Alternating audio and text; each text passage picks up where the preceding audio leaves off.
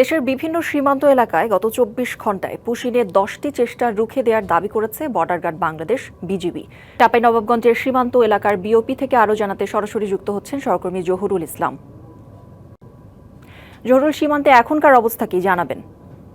আমি এই মুহূর্তে আছি চাঁপাইনবাবগঞ্জের বাঙ্গাবাড়ি সীমান্ত এলাকায়। আমি যে ক্যাম্পে আছি সেটি কিন্তু বাঙ্গাবাড়ি বিওপি বলা হয়। এই বিওপিতেই কিন্তু মূলত হচ্ছে এই বিওপির আন্ডারে কিন্তু বাঙ্গাবাড়ির যে সীমান্তটি সেই সীমান্তটি কিন্তু আন্ডারে পড়ে এবং এখান থেকে কিন্তু তারা এই কিছু দূরের সামনে কিন্তু তারা কিন্তু এই সীমান্ত দিয়ে কিন্তু এই কাঁটাতারের বেড়ার ওপার থেকে কিন্তু বাংলাদেশে অনুপ্রবেশ করে কিন্তু বাংলাদেশে প্রবেশ করেছেন। একদম জিরো লাইনে কিন্তু তারা অবস্থান করছেন। চাঁপাইনবাবগঞ্জের যে সীমান্তটি দিয়ে পার হচ্ছেন সেটা কিন্তু একদম জিরো লাইন হওয়ার কারণে বা তারা কিন্তু ভারত থেকে সহজে কিন্তু এপারে আসতে পারছে বলে এখানকার স্থানীয়রা জানিয়েছেন। আমরা এখানে এসে যেটি দেখতে পাচ্ছি যে এখানে তারা কিন্তু খোলা আকাশের নিচেই বসবাস করছেন এখন পর্যন্ত বা দাঁড়িয়ে আছেন।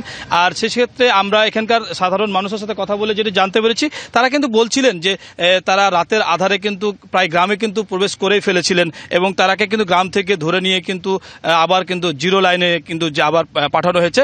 এবং আমরা একটু বিজেপির সিও মহোদয়ের সাথে আমরা কথা বলেছি। বিজেপির নগদ নিয়ে এলো হার না মানা হার অফার। সর্বনিম্ন ১০,০০০ টাকা রেমিটেন্স নগদে পাঠালে থাকছে স্বর্ণের হার জেতার সুযোগ। তিনি এখানে অধিনায়ক আছেন লেফটেন্যান্ট কর্নেল আরিফুল ইসলাম মাসুম। তিনি জানিয়েছেন যে তাদের সাথে বিএসএফ এর সাথে তাদের কথা হয়েছে এবং তারা উচ্চ পর্যায়ে তারা বৈঠক করার পরে তাদেরকে ফেরত নেবে বলে এখানকার বিজিবি সিও জানিয়েছেন।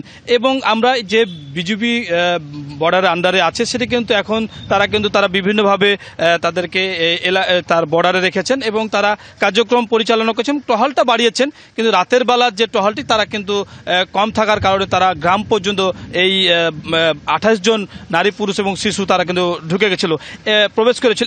এই চাঁপাইনবাবগঞ্জের বর্ডার থেকে আমার কাছে সর্বশেষ তথ্য ছিল। জহুরুল, ধন্যবাদ আপনাকে।